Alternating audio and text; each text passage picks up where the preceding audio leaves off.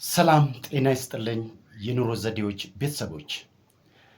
ባለፈው ሁለት ክፍሎች ስለ አርቲፊሻል ኢንተለጀንስ እና ስለ ስካኒንግ ቴክኖሎጂ በጥልቀት አይተናል። ዛሬ ግን በክፍል 3 እጅግ ወቅታዊና አሳሳቢ ጉዳይ ላይ እናተኩራለን። ቴክኖሎጂ ህይወታችን እየቀየረ ቢሆንም በዚህ ልክ ደግሞ ለጥቃትና ለክሳራ የሚያጋለጡት ቀዳዳዎች እየሰፉ መጥቷል።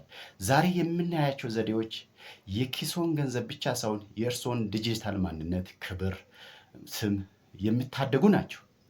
በዙሪያችን ብዙ ሰዎች በቴክኖሎጂ ባለማወቃቸው ምክንያት የዓመታት ያጠራቀሙትን ገንዘብ ምስጢር ሲያጡ እያየን ነው።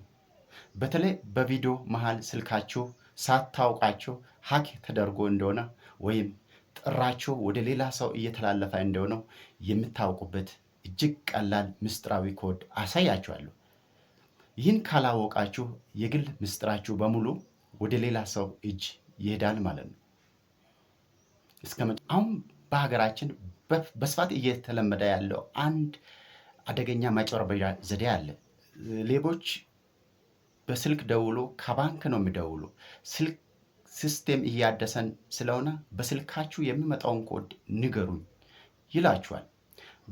ባካችሁ በጥንቃቄ ስሙኝ። ባንክ በጭራሽ የእናንተን የይለፍ ቃል ፒን ወይም በስልካችሁ የሚመጣው የቴክስት ኮድ አይጠይቅም። አሁን ወደ በጣም ወሳኝና ተግባራዊ መፍትሄ እንሂድ። ብዙዎቻችሁ በባንክ አፕሊኬሽን ፓስወርድ ሰው ያውቅብኝስ ብላችሁ እንደምትሰጉ አውቃለሁ። ዛሬ ስልካችሁን በከፍተኛው ጥንቃቄ ወይም ሴኩሪቲ እንዴት መቆለፍ እንደምትችሉ እናያለን። ስልካችንን ማንም እንዳይከፍተው ለማድረግ እጅግ በጣም አስፈላጊ መንገዶች የጣት አሻራና የፊት ገጽታ ናቸው። ለዚህ ፍርሃታቸው ፍጹም መፍትሄ የሚሆነው ባዮሜትሪክ አውተንቲኬሽን ወይስ በቀላሉ አማርኛ የጣት አሻራና የፊት ገጽታን መጠቀም ነው። እስቲ አብረን ነው። ሴቲንግ ወይስ ማስተካከያ ውስጥ ትገባላችሁ። ከዛም ሴኩሪቲ ወይም ባዮሜትሪክ የሚለውን ክፍል ትጭናላችሁ።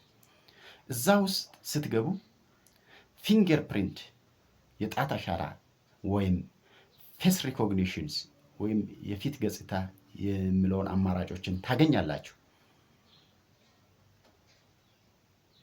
የእናንተ ስልክ የሚደግፈውን መርጣችሁ አሻራችሁን መጀመሪያ ስልኩ ላይ መመዝገብ አለባችሁ። እንዴት እንደምትመዘግቡ ዝርዝር ማብራሪያ። የጣት አሻራ ከሆነ የጣት አሻራ ከመረጣችሁት በኋላ ጣታችሁን ከጀርባ ወይም ፊት ለፊት ባለው ሴንሰር ላይ ደጋግማችሁ በማንሳትና በመጫን ስልኩ ሙሉ በሙሉ አሻራቸውን እስከሚለየው ድረስ ተመዝገቡ። ለፊት ገጽታ ከሆነ የፊት ገጽታ ከመረጣችሁ ከሆነ ስልኩን ፊት ለፊቱ ቀጥ አድርጋችሁ በመያዝ ስልኩን ፊታችሁን በደንብ እንዲያነብ አድርጉ። አንድ ምዝገባውን ከጨረሳችሁ በኋላ ከእንግዲህ ስልካችሁን ለመክፈት ረጅም የይለፍ ቃል መመዝገብ አያስፈልጋችሁ። በጣታችሁ በንክኪ ወይስ በፊታችሁን በማሳያት ብቻ በቅጽበት ይከፍታል። በጣም ቀላልና ዳይነቱን የጠበቀ ነው። ለተጠቃሚዎች የሚሰጠው ተጨማሪ ምክር ንጽህና። አሻራ ስታስመዘግቡት ጣታችሁ ወይም የሴንሰሩ መስቶት ንጹህ መሆኑን እርግጠኛ ሁኑ። ተጨማሪ አሻራችሁን ስልኩ ላይ ከመዘገባችሁ በኋላ ወደ ባንክ አፕሊኬሽን ስትሄዱ ለምሳሌ ሲቢኢ ብር፣ ቴሌብር ወይም ሌሎች ባንክ አፖች ውስጥ ግቡ። አፑ ውስጥ አካውንት የሚለው ስትገቡ ለምሳሌ ቴሌብር ላይ ስንገባ አፑ ውስጥ አካውንት የሚለውን ስትገቡ ባዮሜትሪክ ኤንድ አውተንቲኬሽንስ የሚለውን ክፍል ትጭናላችሁ። ኢናብል ፊንገር ፕሪንት ሎጊን ማብሪያ ታገኛላችሁ። እሱን ኦን አድርጉት። ይህን ካደረጋችሁ በኋላ ውጤቱ ምንድን ነው? ማንም ሰው የእናንተን ፓስወርድ ቢሰርቅ ወይስ በጭንቅላቱ ቢይዝ ይሄ አፕ አይከፍትም የእናንተን አሻራ ካላነበበ። ይህ ማለት ስልካችሁ ቢሰረቅ እንኳን ሌባ ባክ አካውንት ውስጥ ገብቶ 1 ሳንቲም መንካት አይችልም። ጥልቅ ምክር። ሌላ ትልቅ ስህተት በየካፌና በየቦቱ የምታገኙትን ፓብሊክ ዋይፋ ተጠቅማችሁ የባክ አካውንት የምትከፍቱት ከሆነ ትልቅ አደጋ ነው። እነዚህ ማፊያዎችና ሌቦች ለሌቦች ክፍት ነው። መረጃውም በቀላሉ ይመቻቸዋል እንደዚህ አካውንት የምትከፍቱ ከሆነ። ስለዚህ አሁኑኑ ይህን ሴቲንግ አስተካክሉት። ዲጂታል ገንዘባችሁን አስተማማኝ የተጠብቁት። ዘዴው ልካችሁ ተጠልፈው ይሁን አሁን ደግሞ ብዙዎቻችሁ የጓጓችሁለት ዘዴ ደርሰናል። ስልካችሁ ተጠልፎ ይሁን ወይስ ጥሪያችሁ መልእክታችሁን ወደ ሌላ ሰው እየሄዳ ነው? አሁኑኑ አብረን እንፈትሽ። አሁን ደግሞ ሁላችሁም ስልካችሁን በእጃችሁ እንድትይዙ ይፈልጋሉ። ምክንያቱም አሁን የምናየው ዘዴ የእርሶን የግል ዘዴ የሚጠበቅ ብዙ ጊዜ ስልካችሁ ሳይሰራ ሲቀር ጥሪ ባይቀበል ጥሪያችሁ ወደ ሌላ ሰው እየተላለፈ መተላለፉ እንዴት ልታወቁት ይችላል? ይህ ጠለፋ ሳይሆን ኮል ፎርዋርዲንግ ባል ሳታውቁት ከተደረገ ምስጢራችሁ ለሌላ ሰው አሳልፎ ይሰጣል። ሁላችሁም ስልካችሁ መደወያ ጋር ግቡና ይህንን ምስጢራዊ ኮድ ጫኑ። ኮከብ መሰላል 62 መሰላል። ከዛም የመደወያ ምልክት ተጫኑ። አሁን የሚመጣላችሁ መልእክት በትኩረት ተመልከቱ። መልእክቱ ላይ ቮይስ ኖት ፎርዋርድ ካለ ስልካችሁ ሰላም ነው ማለት ነው። ነገር ግን እዚህ ጋር ቮይስ ፎርዋርድ ከስር የምታውቁት ስልክ ከመጣ ስልካችሁ በማይሰራበት ወይም ከኔትወርክ ውጭ በሚሆንበት ጊዜ ጥሪያችሁ በሙሉ እዛ ሰው ጋር እየተላለፈ ነው መሆን ነው። ያ ስልክ የእናንተ ካልሆነ ወይ አውቃችሁ ያላስገባችሁ ከሆነ ጥሪያችሁን ሌላ ሰው እየሰማ ነው ማለት ነው። ይህ ነገር ከመጣባችሁ መፍትሄ ቀላል ነው። አሁንም በድጋሚ ወደ መደወያ ተመለሱና መሰላል 002 መሰላል ብላችሁ ደውሉ። ይህ ኮድ ማንኛውም አይነት ያልተፈለገ ጥሪ ማስተላለፊያ ሙሉ በሙሉ ይሰርዘዋል። አያችሁ፣ በቴክኖሎጂ ዘመን ራስን መጠበቅ እንዲህ ቀላል ነው። ይህንን ኮድ አሁኑኑ ሞክራችሁ ምን አይነት ውጤት እንደመጣላችሁ በኮሜንት መስጫ ላይ ንገሩኝ። ብዙ ሰው ፎርዋርድ ተደርጎ ሊሆን ስለሚችል ይህንን ቪዲዮ ለወዳጆቻቸው በማጋራት ከጥቃት ታድገዋቸው። ይህ መረጃ ጠቃሚ ሆኖ ከተገኘው ላይክ በማድረግ አበረታቱኝ። እንዲሁም መሰል ቴክኖሎጂ መረጃዎች እና ጠቃሚ የኑሮ ዘዴዎች በየቀኑ እንዲደርሳችሁ ቻናላችን ሰብስክራይብ በማድረግ በደወል ምልክትን መጫኑን እንዳትረሱ። ዘዴ 3 የቴሌግራም ቦቴዎች ስራዎች እውነት ወይስ ሐሰት? አሁን በጣም አሳሳቢና ብዙ ሰዎች ጊዜን የሚያባክንበት ጉዳይ እንግባ። በየቀኑ በውስጥ መስመር ወይም መልእክት የሚልኩላቸው ሰዎች በግሩፑ ጋብዝና ብር ተካፈል የሚል የቴሌግራም ቦቴዎች ታያላችሁ። እናንተ ራሳችሁ ለሌሎች ሊካችሁ ሊሆን ይችላል። እውነቱን ልንገራችሁ፣ 99 በመቶዎች እነዚህ ቦቴዎች የሰዎች ጊዜን ለመብላትና የውሸት ሊንኮችን ለማሰራጫት የተሰሩ እንጂ አንድም ሳንቲም አይከፍሉም። ስለዚህ እንዴት እንደምንለይ ደረጃ በደረጃ ሊያሳያችሁ። ያ ቦቴዎች እውነተኛ ነው ወይስ ሐሰተኛ ነው? እንዴት መለያት ይቻላል? እነዚህ አታላይ ቦቴዎች የምትለዩዋቸው 3 ዋና ዋና ምልክቶች አሉት። ምልክት 1 የግብዣ ቅድመ ሁኔታ አንድ ቦቴ ብር ለማውጣት መጀመሪያ 50 ወይ 100 ሰው መጋበዝ አለብህ ካለ ያ ቦቴ በራሱ ማስታወቂያ እንድሰሩላት በነፃ እየተጠቀሙባችሁ ነው።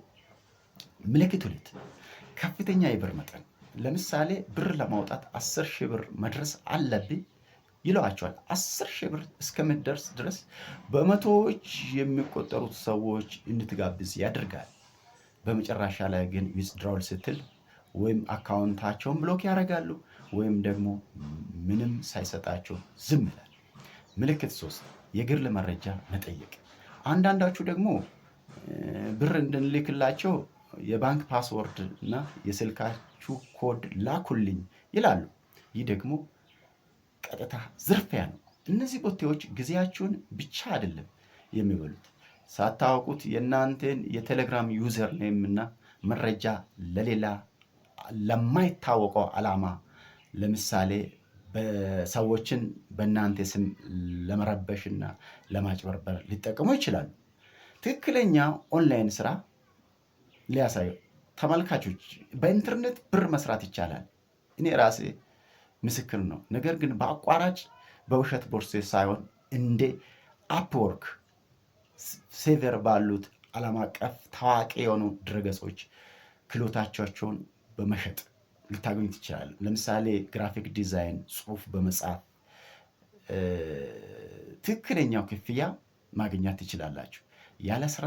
ይህንን መልእክት አሁኑ ሼር በማድረግ ወጣቶች ጊዜያችሁን እንዳባክኑት እርዷቸው። ይህ መረጃ ጠቃሚ ሆኖ ካገኛችሁ ላይክ በማድረግ አበረታቱኝ። እንዲሁም የመሰል ቴክኖሎጂ መማሪያዎችና ጠቃሚ የኑሮ ዘዴዎች በየቀኑ እንዲደርሷችሁ ቻናሌን ሳብስክራይብ በማድረግ የደውል ምልክቱን መንካታችሁን እንዳትረሱ። ዘዴ 4 ስማርት ክላውድ ማከማቻ።